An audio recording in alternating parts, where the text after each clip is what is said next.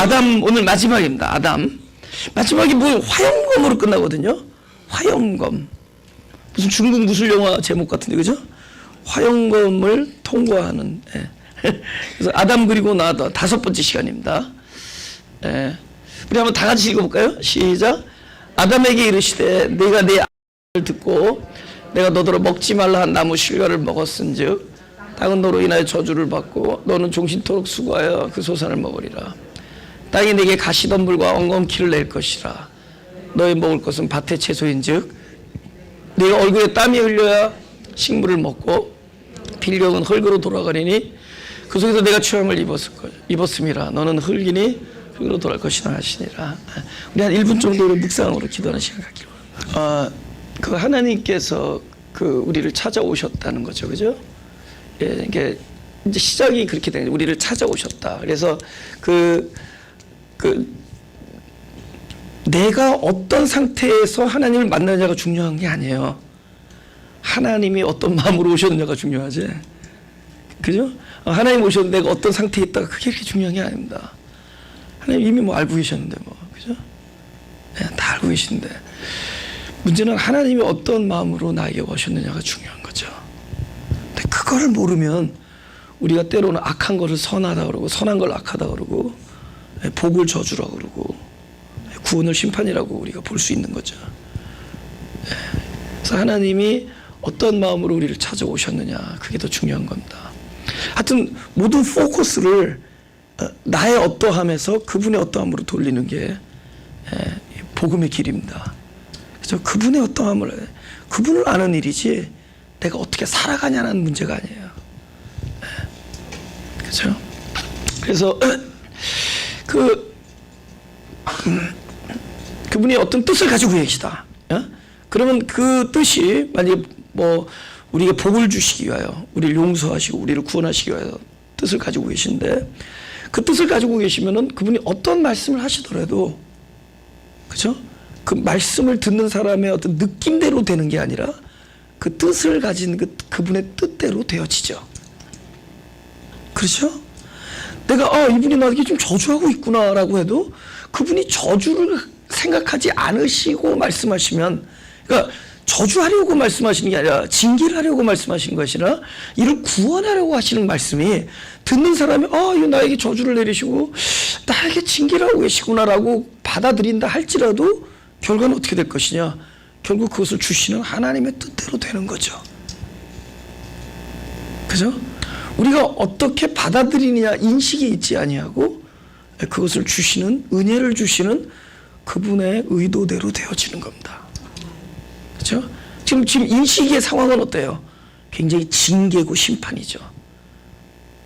그러나 당신의 백성을 향해서 그분의 뜻은 항상 내가 너희에게, 양에게 생명을 주고 더욱 풍성히 하게 하려 함이라.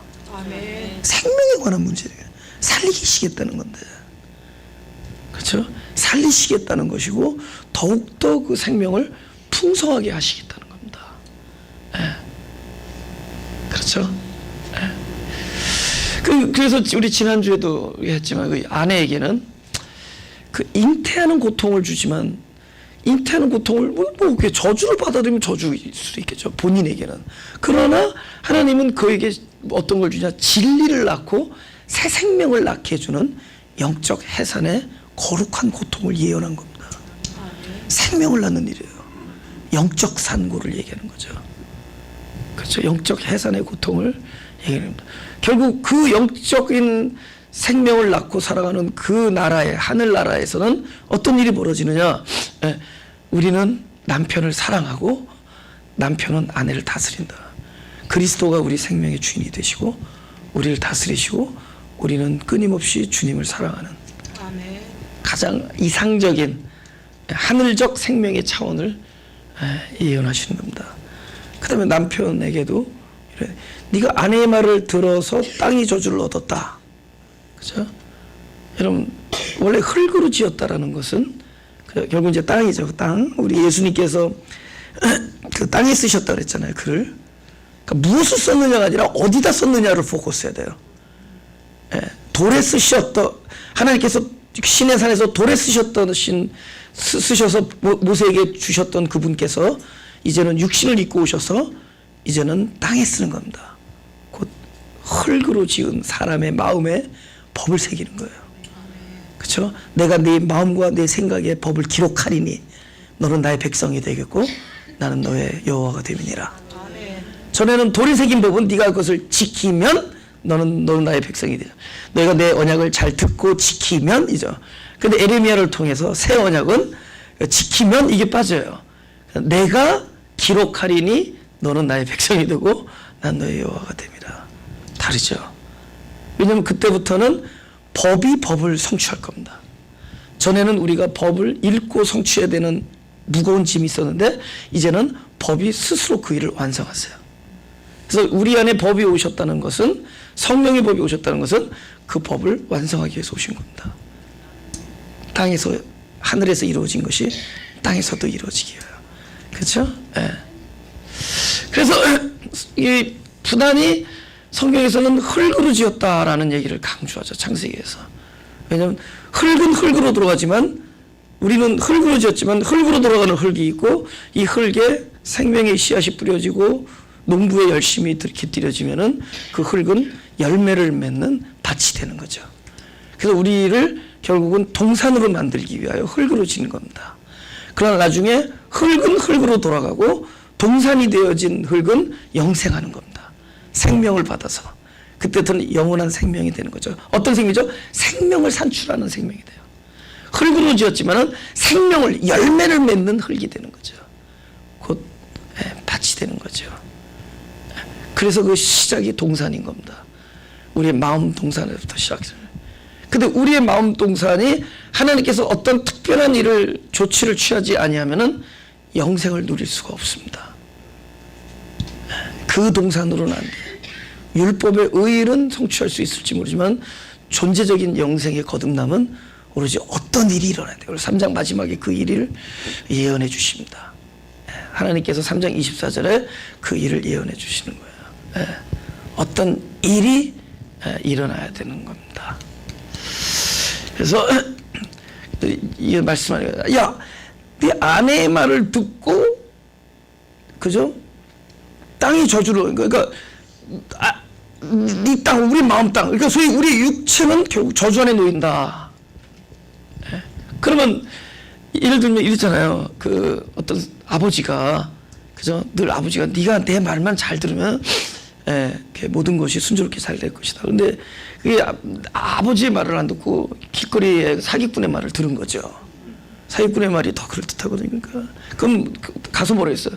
네가 사기꾼의 말을 들어서 이렇게 됐다. 이렇게 하는 얘기에는 무엇이 깔려 있어요? 네가 아버지의 말을 들으면은 결과는 달라질 것이다. 그죠? 그럼 하나님께서는 지금 뭐라 해요? 네가 사람의 말을 듣고 이런 일이 벌어진다는 걸 얘기하는 겁니다. 그럼 다른 말이, 어떤 말이 깔려 있어요? 앞으로 너는 하나님의 말씀을 듣는 사람이 돼야 된다. 사람의 말을 듣지 아니하고 그리스도의 말을 듣는 사람. 그러면 사람의 말을 들은 일이 이렇게 나타나면 그리스도의 말을 듣는 사람은 하나님의 말씀으로 사는 사람. 할렐루야. 사실은 더 정확히 말하면 하나님의 말씀이 사는 사람이에요. 우리가 하나님의 말씀을 붙들고 사는 사람이 아니라 하나님의 입에서 나오는 말씀이 내 안에 오셔서 나의 양식이 되는 거죠. 그죠? 오셔서 그 말씀이 나를 통하여 사는 삶입니다. 말씀이 주체가 되는 삶. 그렇죠? 그래서 결국은 이거는 네가 아내의 말을 들었다, 네가 사람의 말을 들었다라는 것과 결국은 하나님의 말씀을 들었을 때 삶이 갈리는 겁니다. 그렇죠? 결국 저주의 모습은 뭐예요? 종신토록 수고하여 소산을 먹는다. 우리의 목적이 먹고 사는 거예요, 그냥. 우리 육체 삶의 목적이 그렇게 열심히 하고 땀을 내고 수고하는 모든 이유는 그냥 살아내기, 서바이브 하기 위해서 사는 겁니다. 그냥 흙으로 되어질 존재를 위해서 사는 거예요. 그럼 나중에 남는 건 흙이잖아요, 그죠? 우리에게 영생이 남지 않아요. 우리가 네트가 영생이 되어지지 않는다면, 거듭남이 되어지지 않아요. 거듭남의 남음이 없다면은 우리는 진짜 결국 흙을 위해서 살아가는 존재들입니다.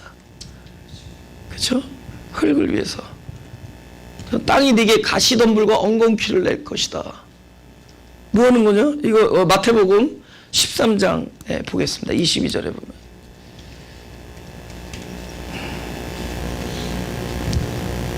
다 같이 읽어볼까요? 시작. 가시떨기에 뿌리였다는 것은 말씀을 들으나 세상 염려와 재리의 유혹에 말씀이 막혀 결심 잃지 못하는 자예요. 결국은 이 가시덤불과 엉겅퀴라는 건 우리 마음 안에, 우리 마음 땅 안에 끊임없이 가시덤불과 그죠? 엉겅퀴를 낼 것입니다. 우리 끊임없이 우리가 그분과 동행하는 삶, 그죠? 영적인 삶을 경험하지 않을 때는 끊임없이 우리 안에는 유혹과 재리의 유혹과 욕심과 염려예요. 그렇죠? 그런데 그 빌립보서 4장에는 이렇게 써 있습니다. 4장 6절 7절에는 이렇게 써 있어요. 제가 읽겠습니다. 아무것도 염려하지 말고 오직 모든 일에 기도와 간구로 너희 구할 것을 감사함으로 하나님께 아뢰라. 그래야 모든 지각에 뛰어난 하나님의 평강이 그리스도 예수 안에서 너희 마음과 생각을 지키시리라. 지금 우리가 사람의 말을 듣는 삶은 욕심과 재리의 유혹과 염려가 계속 거듭될 겁니다. 그런데 결국 하나님의 말씀으로 사는 삶, 하나님의 말씀이 우리 영혼의 땅에 뿌려지면은 그때의 삶은 어떤 삶? 이런 겁니다. 만약에 상황이 지금 막 염려의 상황이 올지라도, 그렇죠? 가시덤불과 엉겅퀴 같은 상황이 올지라도 우리에게는 너무나 감사한 툴이 있다라는 겁니다. 우리는 감사한 툴이 있다는 거예요. 그것이 무엇이냐? 기도할 수 있다는 거죠. 그죠? 기도하지 않고 될 만한 일들이 있어요. 근데 조금 의심스럽죠. 걱정되고. 근데 이거는 도저히 방법이 없다. 그때 평화가 임하시죠. 경험해봤어요? 도저히 나에게 방법이 없다. 그때가 평화가 임해요. 도저히 나에겐 방법이 없다. 그죠? 평화. 그죠? 우리에겐 툴이 있기 때문에 간구를 할 수 있다. 우리가 그분께 기도를 할 수 있다는 건 어떤 것이 전제되어 있느냐? 두 가지가 전제됩니다. 첫째는 나로서는 방법이 없는데 부를 이름이 있다. 나에게 방법이 없을 때 그래도 내가 부를 그분이 계시다. 그 이름을 가지고 계시다. 근데 두 번째 전제는 언제든지 우리가 그 이름을 불렀을 때 그분은 우리의 부르심에 외면하지 않으신다. 기도라는 툴이 있잖아요. 그죠? 저 어렸을 때 목회자들이 무슨 얘기할 때 무슨 기도해 보겠다 그러면 기도하자 그러면 그냥 거절하는 얘기인 줄 알았어요. 그죠? 내가 그 얘기를 하고 있더라도 어느 날 내가 제일 듣기 싫은 얘기를 내가 하고 있더라도 내가 기도해 보죠. 우리 기도합시다. 물론 그 안에 약간의 거절도 있지만 사실은 기도밖에는 방도가 없는 일들이기 때문에 그래요. 우리 기도하십시다. 그러면서도 어떤 무슨 야릇한 희망이랄까요? 막 불가능하게 보이는데 그 희망이 생기고 그 다음에 실제로 기도하면 소망이 생기고 평강이 임합니다. 상황을 뛰어넘는 평강이 있대도요. 지각에 뛰어난 평강. 지금 상황을 보면 평강이 있을 수 없는데 평강이 있다는 거죠. 할렐루야. 근데 오히려 내 손과 발로 할 수 있는 일에서 우리는 더 불안과 염려를 거듭합니다. 근데 우리가 기도 외에는 방법이 없다. 그때 우리 안에 평강이 넘치게 되는 겁니다. 우리가 하나님을 너무 모르기 때문에, 그죠? 어쩌면 그분을 너무 모르기 때문에 그분은 복 주시러 오셨는데, 그분은 우리를 구원하러 오셨는데, 그분을 우리 살리시려고 하는데, 우리는 너무 두렵게 하나님과 이렇게 교통하는 경우가 너무 많습니다. 그죠? 우리가 어렸을 때 아버지를 잘 모르을 때는 아버지는 무서운 분이었어요. 나중에 보니까 아버지는 너무 좋으신 분이야. 나중에 알고 나니까. 우리가 어렸을 때 우리 부모님 뭐든지 하지 말라고 하는 분인 줄 알았어요. 나중에 보니까, 나중에 그 나이가 되고 되니까 우리 부모님은 나를 못하게 하는 분이 아니라 참된 일을 할 수 있게 하시기 위하여 못하게 하시는 분인 걸 깨닫게 되죠. 어쩌면 우리는 하나님을 너무 모르기 때문에 그저 뭘 못하게 하는 분, 무슨 일을 하면 와서 징계를 하시는 분, 우리에게 심판과 벌을 내리시는 분, 그저 나에게 너무나 무거운 그저 거룩함을 강요하시는 분, 우리는 그런 생각을 떨쳐버리지 못하고 있습니다. 우리 하나님 너무 모른다는 거죠. 근데 우리가 그분을 알고 그분이 사실은 나를 사랑하시는구나, 그분은 나를 용서하시는 분이구나, 그분 나에게 생명을 주시고 더욱더 풍성히 하시는 분인가를 알면은 똑같은 말 속에서도 우리는 구원을 맛볼 수 있고, 똑같은 말씀에서도 우리는 징계보다는 용서를 볼 수 있고, 우리를 무서운 하나님보다는 더욱더 친절한 하나님, 사랑, 진짜 존귀함을 받기에 합당하신 하나님, 당신을 송축합니다, 당신을 사랑합니다라고 내가 진짜 비록 부족한 입술이지만 그 말씀을 듣기에 합당하신 하나님을 알게 된다는 거죠. 할렐루야. 네. 그렇죠. 평강을 알게, 그분의 뜻을 알게 되면은 평강을 얻는 겁니다. 여러분, 그거 돈 주고 살 수 있어요? 그렇죠? 그거 어떻게 할 수 있냐고요. 평강, 이건 세상이 주는 것과 같지 않다. 그렇죠? 내가 주는 평안은 세상이 주는 것 같아. 우리 집 위로부터 내리는 평강이에요. 그렇죠? 그는 끊임없이 그분을 알아갈 때 오는 겁니다. 내리고 있는데도 모르고 있었던 거잖아요. 그렇죠? 우리 인식의 틀을 확 바꾸는 거예요. 그렇죠? 구원의 하나님, 친절하신 하나님, 용서하시는 하나님, 생명을 주시는 하나님, 그분 우리에게 어떤 이런 일을 하라고 막 강요하고 왜 사명을 감당하지 않냐고 재촉하시는 분이 아니라는 겁니다. 그분 오늘 하루의 삶 속에서 나를 바라보며 만족하시고, 왜냐하면 그 사명을 감당하실 분은 결국 당신 자신이라는 걸 알기 때문에, 그는 나를 부르시는 이는 미쁘시니, 그죠? 그가 또한 이루시리라. 그분이 이루실 거예요. 할렐루야. 그분이 이루실 거기 때문에, 그분이 감당하실 거기 때문에 우리는 알자는 거죠. 그분을 더욱더 알자는 거죠. 그렇죠? 우리가 사람의 말을 들었으니까 이렇게 됐지만, 그래서 사람의 말을 듣고 사는 삶이 있다는 거죠. 우리도, 그죠? 자기의 음성, 자기 안에서 욕심이 울려 퍼지는 음성, 그죠? 자기의 어떤 그 본질이 자기에게 끊임없이 요구하는 그 음성, 그죠? 하나님의 말씀이 아닌 음성, 또 전통의 이야기들, 그죠? 그냥 우리 여태까지 그냥 아무 생각 없이 그냥 들어왔던 이야기들, 뭐 이런 것에 우리는 묶여서 그냥 그렇게 살아왔다는 거죠. 때로는 두려워하고. 그런데 그 삶은 끊임없이 어떤 것의 연속이냐? 재리의 유혹과, 그렇죠? 염려와 근심의 연속이라는 거죠. 그걸 얘기해 주는 것입니다. 그 정답을 얘기해 주는 것이 우리에게 징계겠냐는 거죠. 그런 삶은 이런 것이다 라고 얘기해 주는 겁니다. 그러면 여긴 다 정답이 있다는 거죠. 앞으로 너는 그리스도의 말을 들으라. 그죠? 하나님의 아들은 돌로 떡이를 만드는 사람이 아니라 하나님의 입에서 나오는 말씀으로 사는 사람입니다. 하나님에서 나오는 말씀을 듣는 사람들이라는 거죠. 그 말씀이 내 영혼에 뿌려지는 사람들이라는 거죠. 하나님의 말씀을 들으면 어떤 상황에서도 아무 염려하지 아니하고, 그렇죠? 우리가 기도와 간구함으로 그분께 나릴 수 있고, 결국은 지각에 뛰어난 현재 상황을 뛰어넘는 평강을 위로부터 얻게 될 것이다. 그걸 말씀하시는 거예요. 일일이 얘기 안 해도 잘못된 쪽을 얘기하면 늘 잘된 쪽의 것이 있다라는 거죠. 네, 있다라는 겁니다. 자, 아까 그 창세기 12장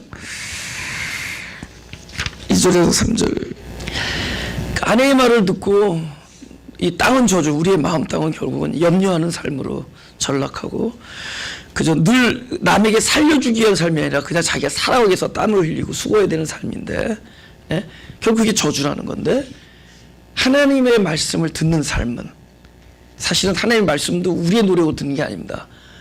말씀이 우리를 쫓아와, 유도탄처럼 쫓아다녀요. 네가 어디를 가든지 내가 쫓아간다 그래서 쫓아옵니다.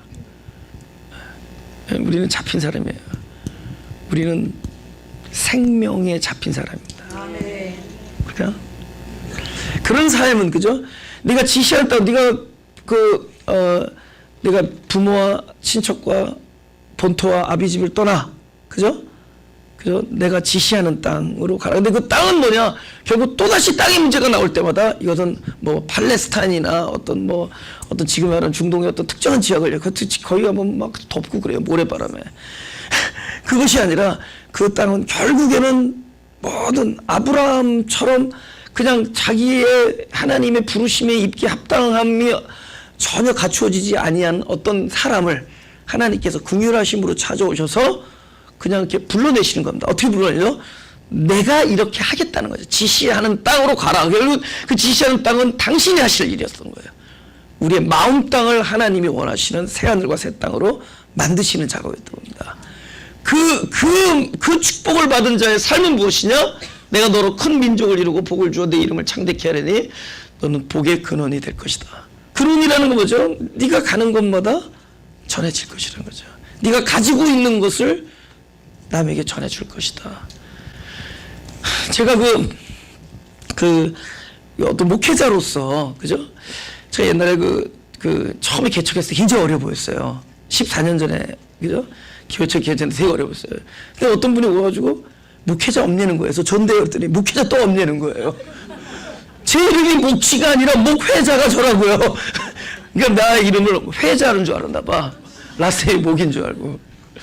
내가 너무 목회자처럼 안 생겨가지고 그래서 제가 여기 사역자라고. 예. 그러니까 내가 늘 이렇게 거울을 바라보면서 너무 사역자처럼 안 생겼다 이런 생각을 할 때가 있어요. 그러니까 제 얼굴 봐서는 별로 은혜가 안 될 겁니다. 그죠? 별로 은혜가 안 돼. 근데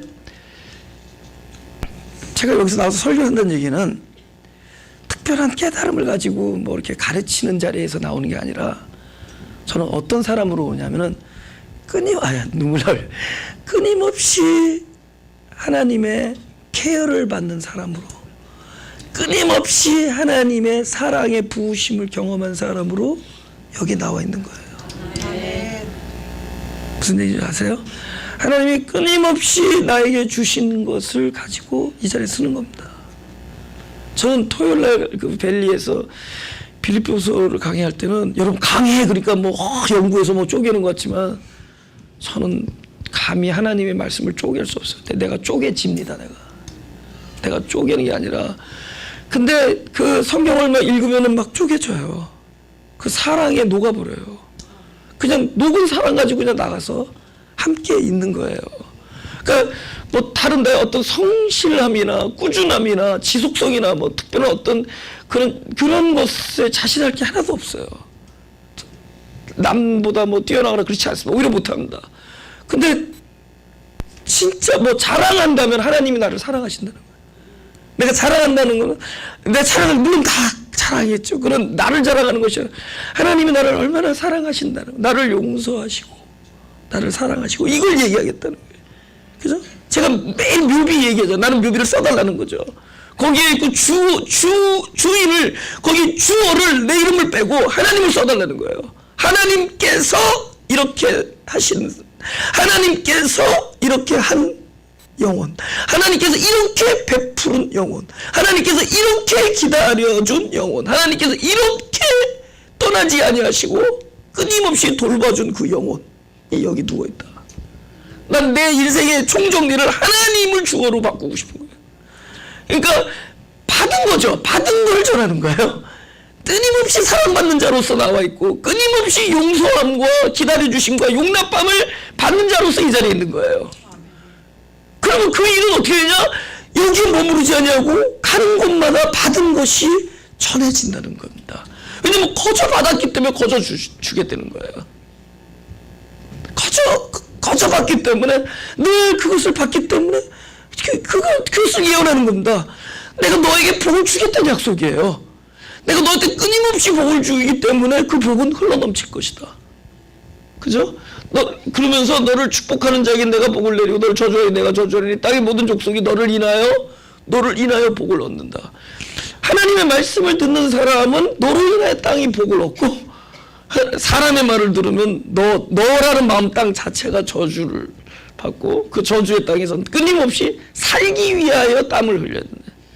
근데 이제 그 창세기 1장 29절에는 이렇게 됩니다. 하나님의 말씀을 듣고 사는 삶은 어떤 삶이냐? 하나님이 가라사대 내가 온 지면에 씨 맺는 모든 채소와 씨 가진 열매 맺는 모든 나무를 너에게 주노니 너의 식물이 되리라. 이제는 어떤 삶이지? 이제는 끊임없이 우리가 그 식물을 먹고 뭐죠? 생명을 먹고 우리가 이제는 뭐죠? 생명을 주는, 이제는 살리는 영이 되는 거죠. 전에는 살아있기 위하여, 살아남기 위하여, 그죠? 죽지 않기 위하여 땀을 흘리는 삶이었지만 하나님의 말씀을 듣는 삶은 이제는 생명을 먹는 거죠. 씨를 먹고 또 이제 뭐죠? 씨 가진 열매를 맺는 나무가 된다. 씨를 가진 열매가 있는데 씨가 있어요. 그건 뭐죠? 그 열매를 먹는 자마다 생명을 얻게 된다. 이제는 살리는 자가 된다.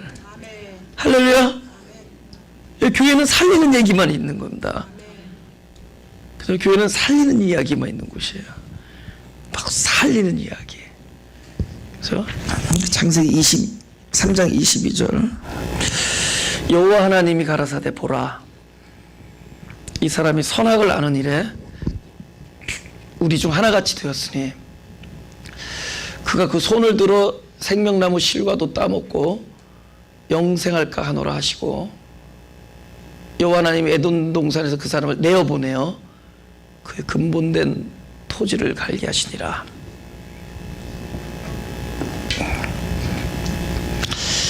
왜 선악과를 심었느냐라는 문제가 이제 항상 대두되죠, 그죠? 왜 오케이 구태여 그게 뭐 특정한 지역이 아니라 우리 마음 땅이라고 할지라도 왜 우리의 마음 가운데 마음 중심에 그럼 왜 선악과가 있느냐? 오케이 도로 가든 서로 가든 남으로 가든 북으로 가든 최종 목적이 그리스도였을 때 그 무슨 일을 담당한 거죠? 그리스도께로 인도하는 몽학 선생이 된 거죠. 그렇죠? 이 사람을 자기 마음의 땅에서 내쫓게 한 제일 큰 그 도구가 뭐예요? 툴이 선악과입니다. 선악과가 있음으로 인해서 에덴 동산에서 쫓겨나요. 그럼 에덴 동산에서 쫓겨난 것만 보지 말고 쫓겨난 그 자리가 이제 어떻게 되느냐 보세요. 이제 결론을 미리 얘기하면은 사람이 자기가 있는 곳에서 하나님이 되겠다고 하는 것이 최초의 미혹입니다. 그죠? 내가 무엇을 함으로 하나님과 같이 되겠다는 것. 근데 하나님과 같이 되는 방법은 하나밖에 없어요. 우리가 위로 올라갈 수 없어요. 위에 계신 분이 내려와야 돼요. 내려와서도 우리는 눈앞에 있는 연못에는 못 들어가. 정답인 줄 아는데 우리 그만큼 연약해요. 그래서 어떻게 하셨어요? 연못에 38년 동안 못 들어가는 자에게 너 왜 못 들어가느냐 들어가라 라고 밀었어요? 낫기를 원하느냐 물어보시고 물어보는 거예요. 우리에게 중요한 것은 네가 너를 고칠 수 있느냐 이거 아니에요. 또 네가 고치기 위해서 무슨 일을 했느냐 이것도 아닙니다. 네가 네 병을 고치기 위해서 뭐 정성을 들였느냐 여태까지 네가 무슨 일을 추라해봤느냐 전혀 물어보지 않으세요. 그냥 우리의 실존에 관한 질문입니다. 네가 아프냐? 그리고 너에게 낫고자 하는 소망이 있느냐? 우리가 할 수 있는 최대의 능력은 뭐냐? 내가 누구냐를 아는 것이고 내가 누구냐를 알았다면 뭘 아는 거예요? 불가항력의 실존을 알았다면은 우리는 적어도 내가 낫고 싶다라는 열망을 가질 수 있죠. 내가 이 불가능의 지점에서 벗어나고 싶은 마음은 있죠. 그러나 이 절망의 늪에서 빠져나올 수는 없지만 빠져나오고 싶은 소망을 가질 수 있죠. 그 다음부터 누구 일이에요? 그것을 해주실 수 있는 분의 일이죠. 우리가 어떻게 하나님과 같이 되고 어떻게 하늘을 가겠어요? 하늘이 오셔서 땅으로 내려오신 것뿐만이 아니라 하늘이 땅에 내려오셔서 내가 있는 지점으로 내려올게요. 하늘이 내려오셔서 내가 있는 지점으로 오셔서 정작 구원은 그곳에서 이루어지지 아니하고 내가 있는 지점에서 구원은 베풀어집니다. 그분이 오시는 거예요. 할렐루야. 그죠? 생명은 내가 얻어낼 수 있는 게 아닙니다. 그분이 오셔서 내가 있는 곳으로 오실 때만 되는 거예요. 절대로 하늘로 올라갈 수 없습니다. 그래서 하늘이 오시는 거예요. 내가 있는 땅에서 의로워지겠다라는 것, 그것이 사단의 미혹입니다. 결국 에덴 동산에서 나와서 내가 있는 그 지점이 하나님께 세우시는 새 하늘과 새 땅이 되는 거예요. 에덴에서 나와야 돼요. 결국은 선악과는 내가 스스로 의로워지겠다라고 하는 망상을 깨트리게 해준 하나님의 계명입니다. 율법이에요. 하나님께서 각자에게 계명을 주신 겁니다. 내가 누구냐라는 걸 알게 해준 겁니다. 결국 내가 있는 동산에서 나와서 결국 나 있는 지점에 하나님의 아들이 오셔서 그곳을 새로운 동산으로 만든 곳이죠. 자, 누가복음 18장 18절에 19절 보겠습니다. 어떤 관원이 물어가로되 선한 선생님이여 내가 무엇을 하여야 영생을 얻으리까? 예수께서 이르시되 내가 어찌하여 나를 선하다 일컫느냐? 하나님 한 분 외에는 선한 이가 없느니라. 그래서 우리가 살다 보면은 그 이제 빌립보서에서 이런 얘기했습니다. 지극히 선한 일을 분별한다 이런 얘기했습니다. 우리가 살다 보면은 자기 삶 속에서 그 흙에 저주를 받은 흙이 내는 일들 있죠. 땀을 흘려서 내가 그냥 살기 위해서 애쓴 삶이 있고 지극히 선한 삶을 살 때가 있습니다. 그것은 언제냐면은 하나님, 가장 선하신 하나님이 내 안에서 살아내실 때 그 일이 선한 일이에요. 어떨 때는 이 일이 하나님이 하신 일이구나 라는 걸 우리가 볼 때가 있습니다. 그러니까 보세요. 사람이 선과 악, 우리가 율법을 처음에 가지면은 뭐부터 보냐면 이것은 옳다, 이것은 그러다 봅니다. 그러면 하나님께서는 네가 옳다라고 얘기하지만 그건 네 입장에서 본 옳음입니다. 아무리 옳다 그러다를 가르는 능력이 있다 할지라도, 선과 악을 가른다 할지라도 그 기준이 선하신 하나님일 때만 그것이 참된 선이에요. 제가 요즘에 그 GPS 같은 거 나오잖아요. 근데 우리가 옛날에 지도 볼 때는 동서남북 있었잖아요. 그럼 우리가 오렌지카를 간다 그러면 분명히 내려가는 거예요. 이렇게 북을 위로 했으니까. 근데 GPS 중에서 이렇게 무슨 이렇게 모니터 화면 같은 데 보면은 자기 차를 동서남북을 안 하고 자기 차가 그냥 가는 앞면을 해서 이렇게 그걸 중심으로 해서 찍은 게 있어요. 그건 남쪽으로 가도 올라가고 서쪽으로 가도 올라가고 서쪽으로 가도 계속 올라가. 그러니까 맨날 올라가야. 왜 그래요? 거긴 동서남북이 없어. 그냥 올라가. 누가 중심이기 때문에? 내가 중심이기 때문에. 그러니까 우리가 율법을 가지고 소위 선과 악을 우리가 구분한다고 할지라도 항상 그 중심이 나였기 때문에 내 입장에서 선한 것을 선하다 하며 내 입장에서 만족되는 것을 감사하다 하며 내 입장에서 옳지 않아 보이는 것을 악하다고 얘기하는 거예요. 근데 그것이 하나님 입장에서 아니다, 그건 남쪽이다. 우리는 계속 올라가. 내가 중심이니까. 그러니까 그 선과 악의 기준이 나라는 거죠. 그러니까 우리 중 하나같이 된다. 선과 악은 아는데 참된 선은 아니죠.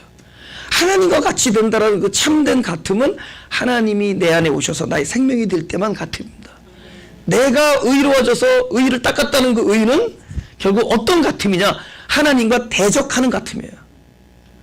조폭이 먼저 조직폭력배에서 부두목이 갑자기 두목 앞에 가서 나는 오늘 당신과 같아졌습니다. 그러면 그 사람 죽어요, 그날 밤에. 그죠? 그 같은 거야. 이제 앞으로 대립하겠다는 거잖아요. 그것은 연합이 아닌 거죠. 하나님이 우리에게 주시고자 하는 구원의 같음은 그분과 내가 하나가 되는 겁니다. 할렐루야. 그것은 우리에게 방도가 있지 않냐고 그분이 오셔서 하나가 돼야 돼요. 그럼 뭐야? 우리의 동사에서 쫓아내야 되는 거죠. 저가 손을 들어서 스스로 생명을 얻게 하는 일을 방지해야 되죠. 그분이 하셔야 되는 거죠. 그래서 마지막 절입니다. 결국은 3장 에덴 동산의 마지막 그 창세기 3장 24절입니다. 다시 읽어볼까요? 시작. 이같이 하나님이 그 사람을 쫓아내시고 에덴 동산 동편에 그룹들과 두루 도는 하얀 검을 두어 생명나무의 길을 지키 하시니라. 아니 뭐 생명나무의 길을 왜 지키시가? 거기에 뭐 보물을 묻어 두셨나? 그죠? 그럼 우리에게 생명을 안 주시겠다는 건가? 그리고 왜 쫓아내시고, 그쵸?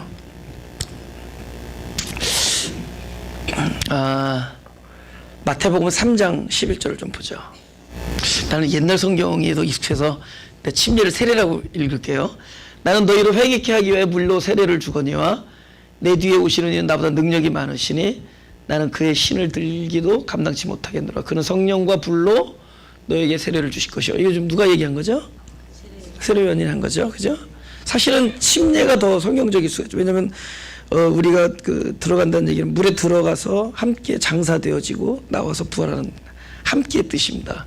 근데 이제 어렸을 때 세례 그러니까 그게 더 나한테 은혜가 돼서 그런 건데, 그죠? 뭐 이렇게 실제로는 그렇습니다. 오케이. 근데 그건 중요한 게 아니라 세례요한이 그런 얘기를 해요. 그는 나는 물로 세례를 줬지만 그는 불과 성령으로 준다. 그래. 그 도대체 그 불은 뭐고 성령은 무엇인가? 일단 화염검이죠.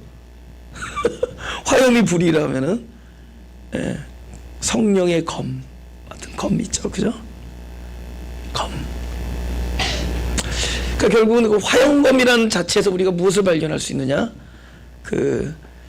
소위 세례가 무엇인가를 발견할 수 있는 거예요. 도대체 또 세례가 무엇인가? 그렇죠?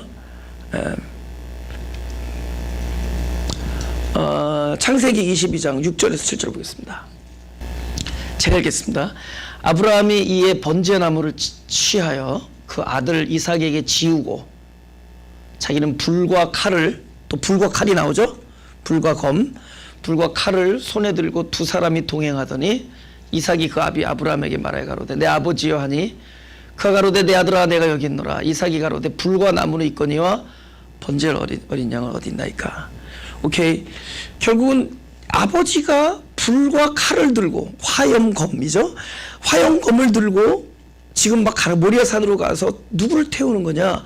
결국은 그 나무를 지고 가는 예수님께서 구레네 시몬이 이걸 지어지기 전에 예수가 실제로 그 나무를 지고 어디로 갔어요? 골고다 언덕으로 가셨죠.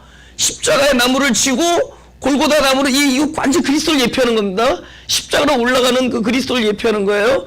그 본인인 이삭은 몰랐어요. 이삭은 실제 예수가 아니라 예수의 예표였으니까. 근데 여긴 누가 올라가는 거예요? 이 불은 누구를 태우는 것이냐? 본인 자신을 태우는 거예요. 이 불과 칼은 누구에게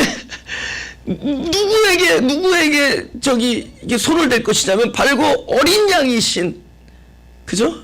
예수 그리스도. 결국은 이 불은 심판의 불이야. 화염의 그 불은 심판의 불이 아니라 제물이 되실, 제물을 태우실, 십자가에서 우리를 위하여, 우리 때문에 우리의 모든 죄를 위하여 십자가에서 그 제물의 불에 제물이 되실 바로 어린 양이신 예수 그리스도를 이야기하는 겁니다.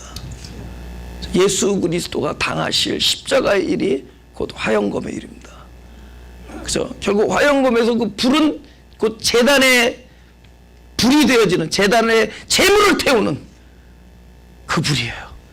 그죠?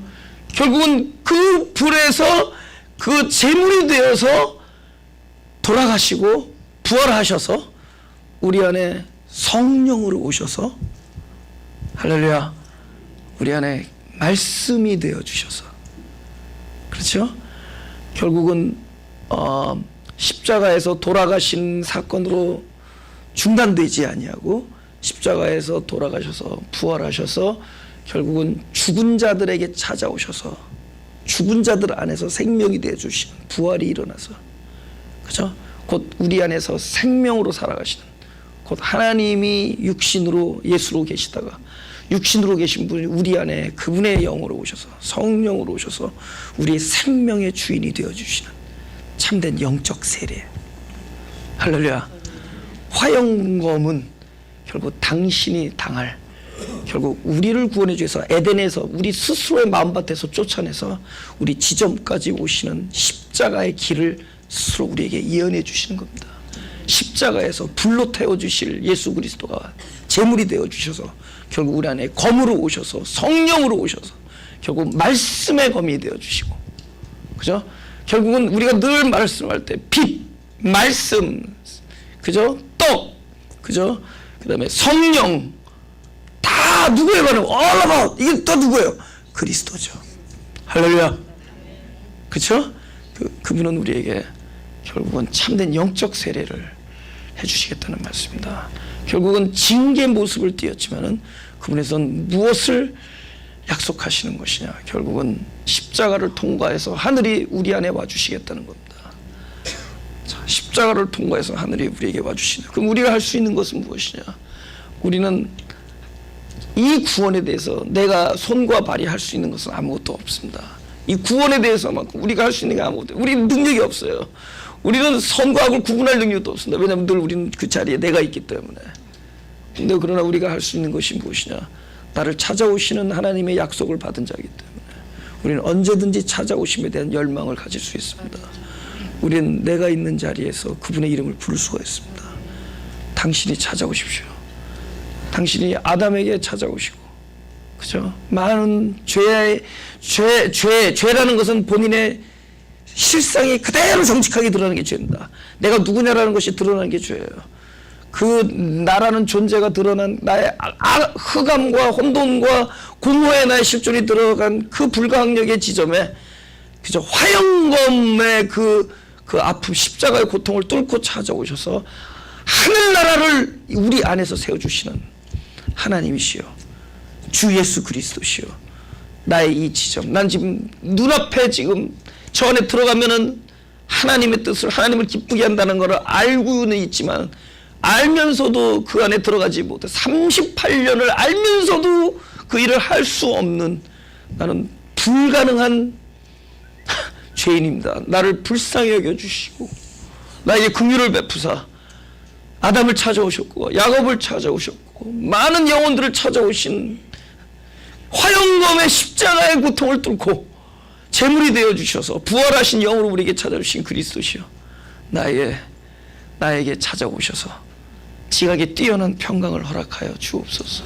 네, 이 지각은, 이 상황은 나에게 가시덤불과 엉겅퀴지만 이 가시덤불과 엉겅퀴 속에서도 나는 당신을 송축할 수 있습니다. 나에게 찾아오셔서 주님을 송축하기를 원합니다. 가슴에 손을 대시고 묵상으로 기도하겠습니다.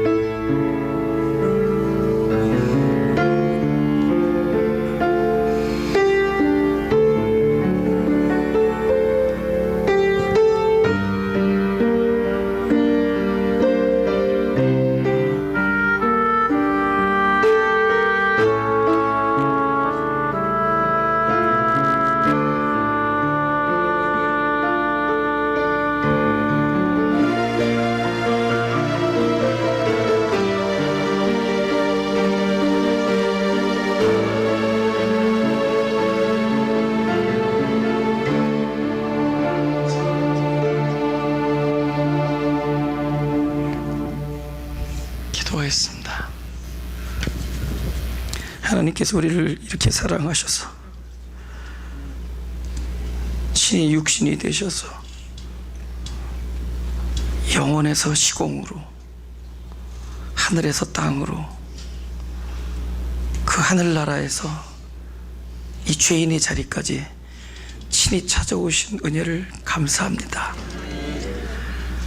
영원히 우리의 이 제한과 이 시공으로 오신 것은 이 부족함과 불가능의 실존을 날마다 몸부리쳐 살아가는 우리들 안에 참된 영생을 주시기 위한 것임을 알고 있사오니, 우리 안에 새 심어 놓으신 하늘나라가 우리의 삶에 복이 되게 하여 주옵소서.